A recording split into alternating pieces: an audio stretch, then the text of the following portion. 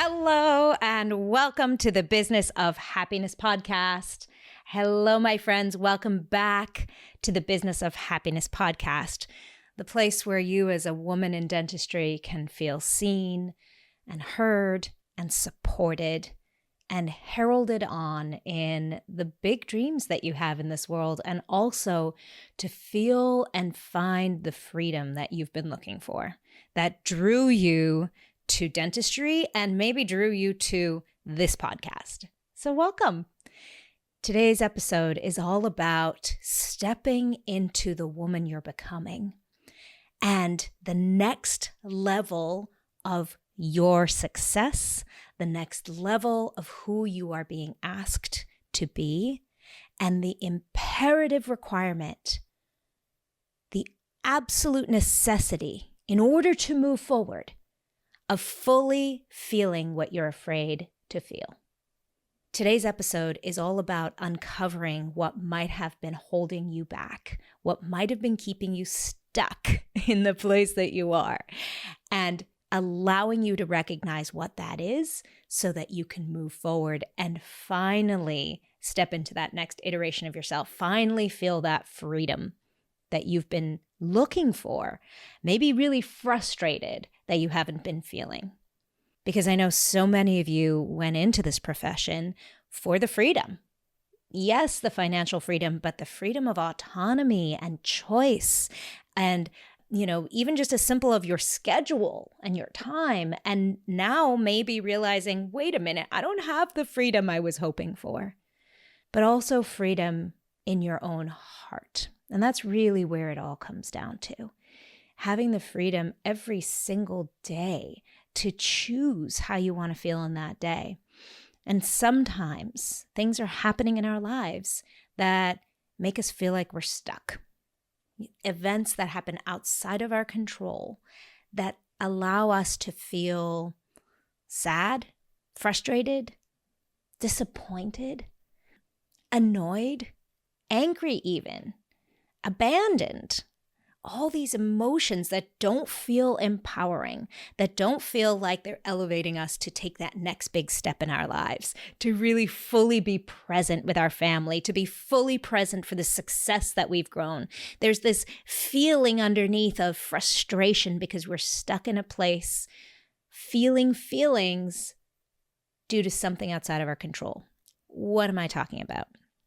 Last week, I dropped my son off at college. So this is a really big moment for me. He is a freshman in college, and this was a big step for us, taking him to a college across the country and moving through this next stage of his development. And here's the really important one, and of mine. And I spent a full week, 7 days, grieving, crying every single day. And intellectually, I knew this is the best thing for him. I am not worried about him. He is so ready for this next phase.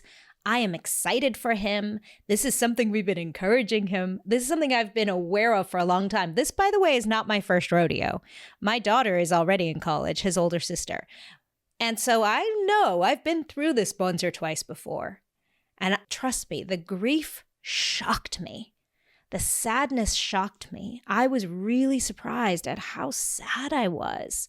And, all my mamas out there, it's that energetic cord, right? That invisible, energetic umbilical cord that just feels stretched so thin. And man, it took a lot for me to process. And it was really interesting. Halfway through the week, my husband said to me, I don't know why you're so sad. I'm just really proud. And it wasn't about not being proud. It was about recognizing I was also really sad. The grieving that I was experiencing was real. And what prevents us from moving forward, what prevents us from stepping into that next iteration of ourselves, is when we don't allow ourselves to fully feel. Every day I was feeling distracted from work. There was no part of me that wanted to take on new projects, right? There was no part of me that felt creative and ambitious and wanted to do big things. I was just really sad every day.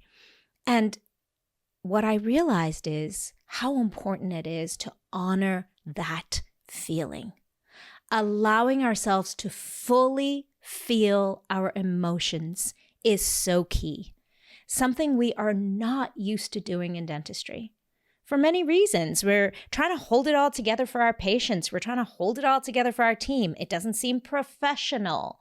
We tell ourselves there's not enough time in the day. You're rushing, especially if you're a mama, you're rushing from work to your family. There's so many things in between. So we don't allow ourselves to fully process, but it's such an important thing. And I think the other thing that we do is we judge our emotions. There are all those other moms out there that seem to be doing fine. Or my husband saying to me, I don't know why you're so sad. I just feel proud. It would have been very easy for me in that moment to judge myself and say, come on, Tarryn, get over this already.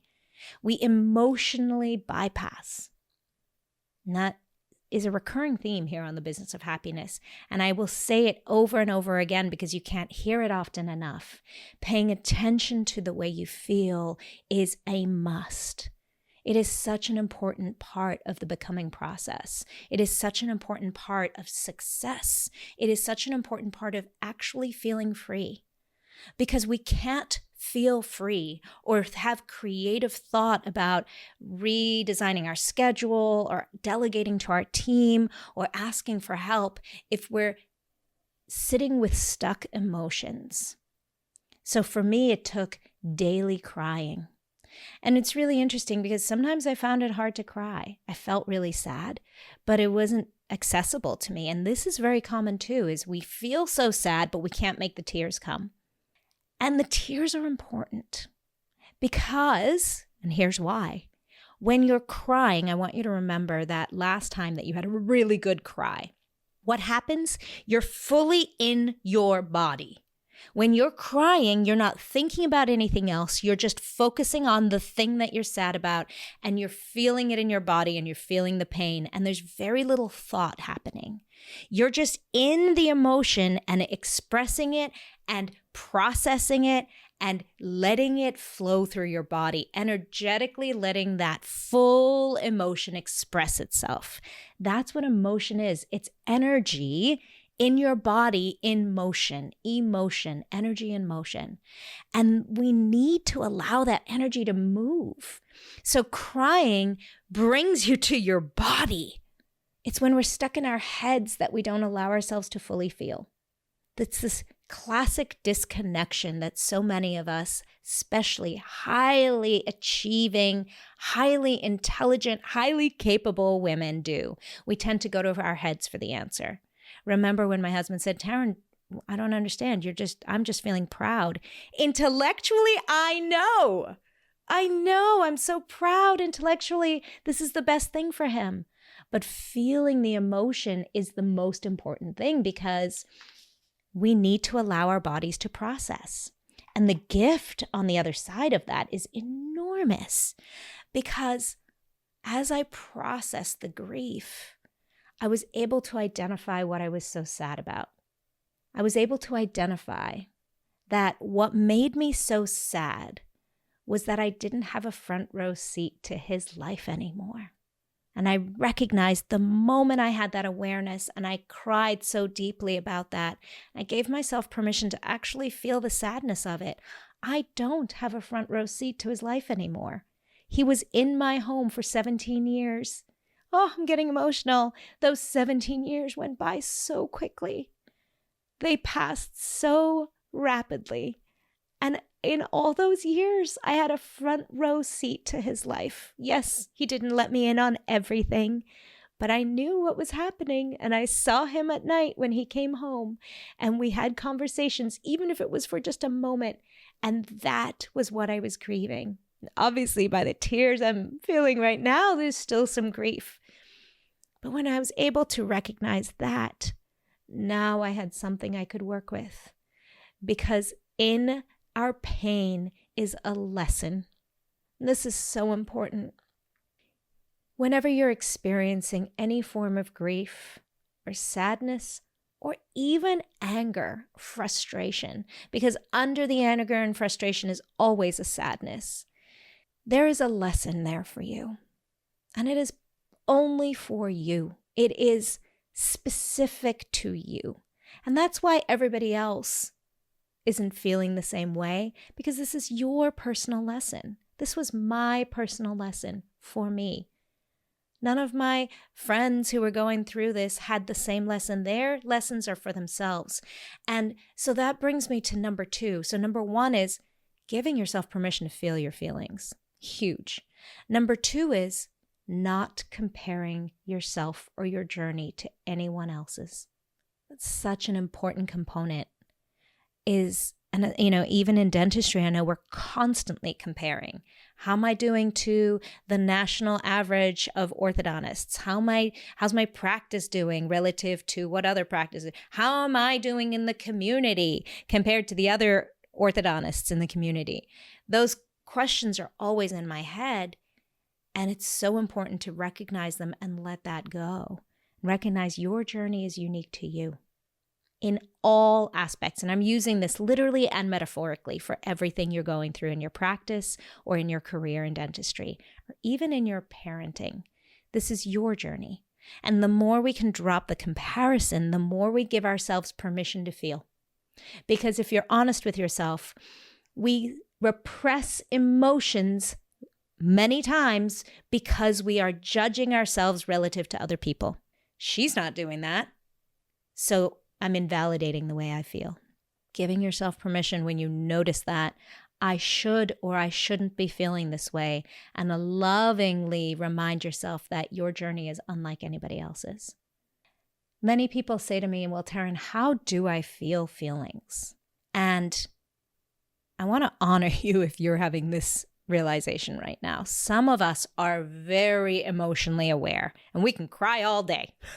And if that's you, then you have a superpower of connection to your body, and do not judge it. Do not shame it. You are not too emotional. You are connected to a power in your body, because in your body, there is the wisdom. And by giving yourself permission to process it, you are connecting to that wisdom. So bravo. If you are listening to this and you're saying, Tarryn, I haven't cried in 5 years. I can't remember the last time I cried. I feel like there's something I need to process, but I don't even know how. I want to honor you too, because you may have been practicing holding it all together for so long that it feels really weird and uncomfortable. And getting in contact with your body feels so unfamiliar. I'm going to give you permission to refamiliarize with your body. Refamiliarize yourself with your emotions. The way we do that is we have to make space and time.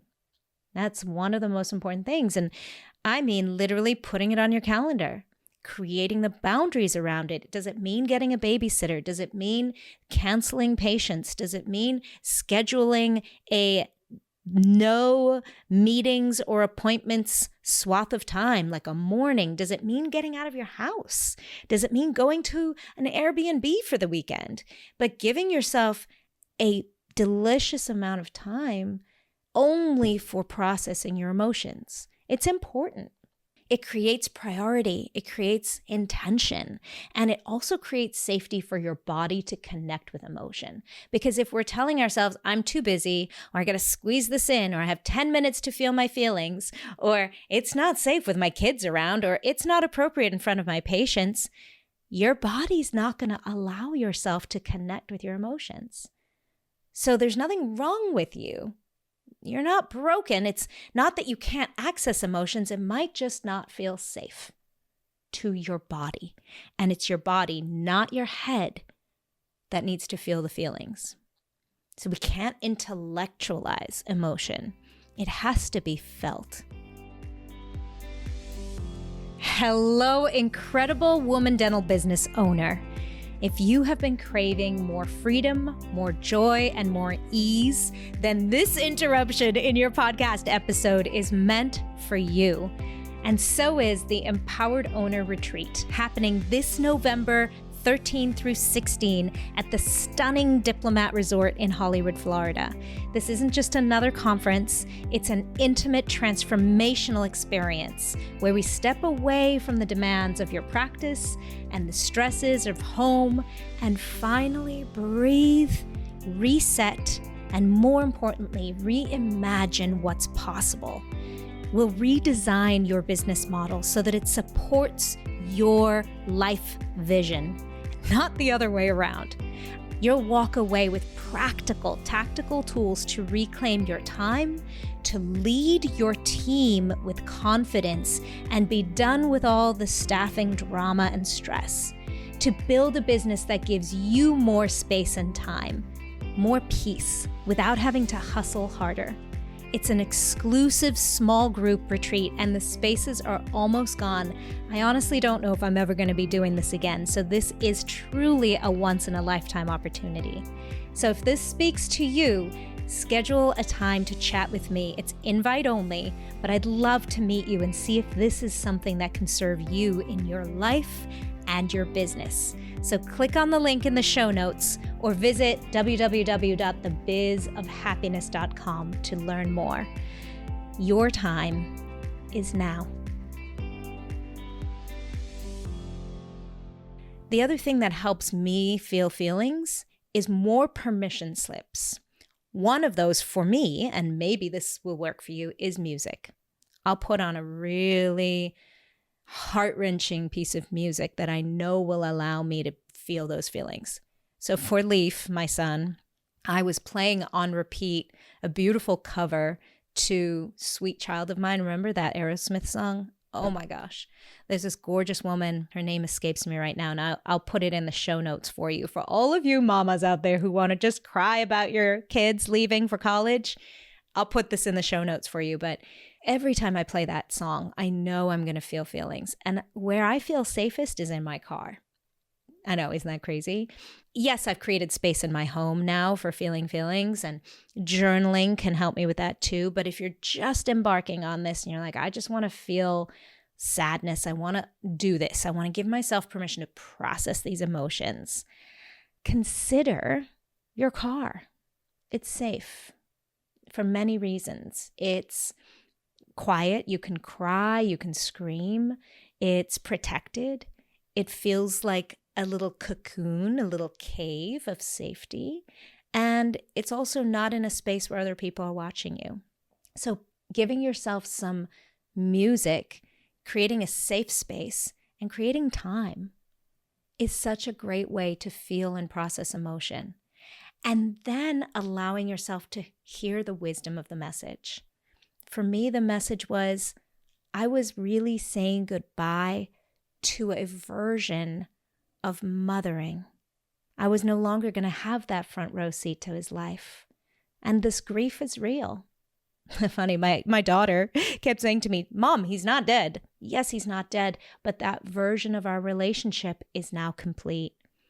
And there's this kind of a death in it. And the really beautiful thing I want to leave you with is, in every death, figurative or even literal, there is an opportunity for rebirth. It's not an if, it is an absolute, because death is often just the beginning of something new. And what I realized is, this is now an opportunity for my son and I to step into a new version, a new relationship, for him to be an independent man from me, and for us to have a relationship that is now grounded in his independence. My courage, my permission to let him go, his body go across the country, to let this constant vigilance and front row seat to his life go, opens up a door for me to love him in a new way, to experience our relationship in a brand new way, him as a whole man, not needing his mother to be a part of every component of his life. And I get to now step into the next iteration of me. And this is when it brings us right back to what I started this hour with.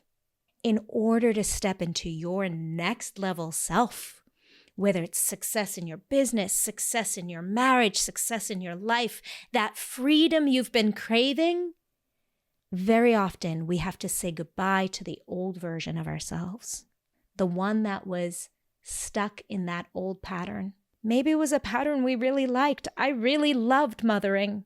I really loved having kids in my house. And it's okay to say goodbye to that, because in every closing, there is an opening.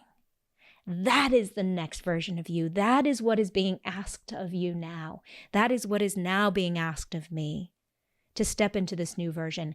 But she requires the grieving. And there is no statute of limitations on grief. There isn't. There is no number of days. There's no number of weeks or months or years. When you experience a loss of any kind, big or small, and let's not judge it. It doesn't have to be a big loss for you to feel big emotions about it. In the big picture of things, this was not a big loss. He's doing great. There is no danger here. There are no urgencies here. Everybody is very lucky and happy and healthy. But the feeling was real. Giving myself a permission to fully feel it allowed me to process it and process through it without judging it. And, I woke up yesterday feeling new. For me, it was 7 full days of processing and crying. I didn't know how long it was going to be. Every time I started to judge myself, Tarryn, it's been 4 days, it's been 5 days. Every time I heard voices like my husband's, I don't understand, or my daughter, Mom, he's not dead, I would hear that little voice of judgment, and I just allowed myself, nope, I'm not done processing yet. And for me, it was fully feeling that fear of I no longer have a front row seat of his life. It was like that little phrase, boom, that was it. That was the source of the pain. And it was the truth. And when I allowed myself to fully feel what I was so afraid to feel, I was able to process and let go. And letting go of that older version is what opens for a brand new opportunity. Now I'm really excited. Now I'm really eager. I'm really excited for him to have this independence. I can't wait to see what happens with our relationship. I can't wait to be the mom of a man that's fully independent of himself. And notice that in stepping into this next level of myself, I've also freed myself up energetically. That freedom, not just of being able to step into my next level self, but freedom of time. Now I don't have to keep carrying this sadness with me. I fully processed it. So this felt like an important lesson to bring to you this week. Whether you sent a kid off to college or not, maybe something really big has happened in your life that's positive and you're still feeling weird about it. A friend of mine just had a baby last week, and he was saying to me, I'm holding this sadness. And the same truth for him and his wife was, yeah, you're saying goodbye to another version of yourself. Is this good? Have you wanted this? Is this something you've been looking forward to? Yes, it's their first child, but they're saying goodbye to a different lifestyle of not having kids, just the two of them. And there is a grief that needs to happen for him. And processing and feeling that and giving himself permission to feel it without judging it, without saying, oh, that makes me a bad dad. No, it's a grief. It's a lesson for him that needs to be felt in order to let it go and step into this new self of him being a parent. I just thought that was such a beautiful, beautiful story, his story, in conjunction with mine, that sometimes even what looks like a gift or something we've been looking forward to or a success, even in that can be some grief.